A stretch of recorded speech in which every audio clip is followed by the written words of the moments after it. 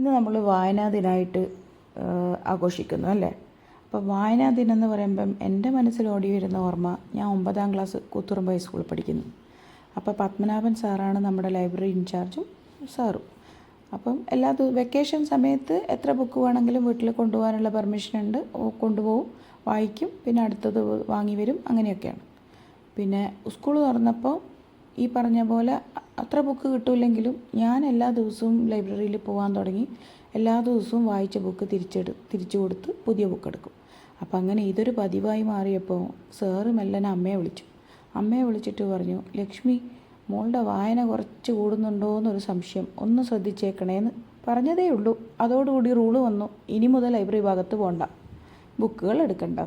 ശരിക്കും ഇപ്പം ആലോചിക്കുമ്പോൾ അത് ഭയങ്കര തമാശയോടുകൂടി ഞാൻ ഓർമ്മയിൽ വരുന്നു. പക്ഷേ അന്ന് എനിക്ക് ഭയങ്കര സങ്കടമായിരുന്നു. ഞാൻ കുറേ ദിവസം കരയൊക്കെ ചെയ്തു, പറ്റില്ല, എനിക്ക് ബുക്ക് വേണം എന്ന്. അപ്പോൾ അമ്മയുടെ ഉത്കണ്ഠ എന്താണെന്ന് വെച്ചാൽ, നല്ലോണം പഠിക്കുന്ന മോളല്ലേ, ബുക്കൊക്കെ വായിച്ച് വല്ല തലതിരിഞ്ഞ് പോയാലോ, ഒരു ഡോക്ടറൊക്കെ ആവണം എന്നായിരുന്നു അമ്മയുടെ ആഗ്രഹം. അത് പോട്ടെ. അപ്പോൾ അങ്ങനെ ആയിക്കഴിഞ്ഞപ്പോൾ അപ്പം സങ്കടമൊക്കെ മാറി, പിന്നെ ഞാൻ നോർമലായി. അപ്പോൾ ഇന്ന് ഞാനിത് ആലോചിക്കുമ്പം, ഇന്ന് നമ്മൾ കുട്ടികളോട് പറയുന്നു, മാർക്ക് കുറഞ്ഞാലും കുഴപ്പമില്ല, ബുക്കൊക്കെ നല്ലോണം വായിക്കണം, നല്ല ഈ അറിവ് കിട്ടും, നോളജ് കിട്ടും, അങ്ങനെയൊക്കെ. പക്ഷേ ഇന്നത്തെ ഡിജിറ്റൽ വേൾഡിൽ കുട്ടികൾക്ക് അതിനോടുള്ള താല്പര്യവും ഇല്ലയെന്ന് വേണമെങ്കിൽ പറയാം. അപ്പോൾ ഈ വായനാ ദിനത്തിൽ നിങ്ങളോട് പറയാൻ എനിക്കത്രയേ ഉള്ളൂ. പുസ്തകങ്ങൾ വായിച്ച് പുതിയ കാര്യങ്ങൾ പഠിക്കുന്ന പോലെ തന്നെയാണ് നമ്മൾ പാചകത്തിലും അല്ലേ. നമ്മൾ ഓരോരോ പുതിയ രുചികളും രീതികളും എപ്പോഴും തേടിക്കൊണ്ടിരിക്കും.